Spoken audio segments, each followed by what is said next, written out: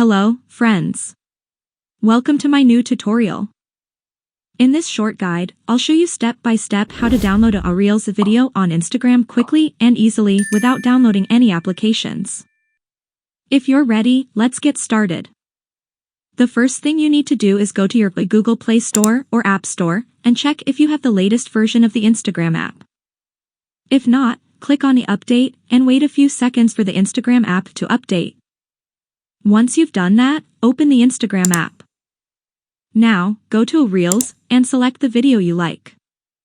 Then click on the share icon and copy the link.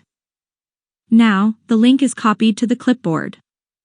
Exit your Instagram app and open your browser. In the browser, type Instagram. Open the first link. Here, you can download videos, reels, photos, IGTV, and carousels from Instagram.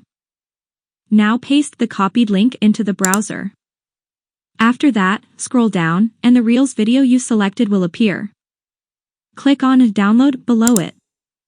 Wait a few seconds, and your video will be saved in the gallery. That's the entire process. If you liked the video, press like, share the video, and subscribe to the channel. Thanks for watching, and see you soon.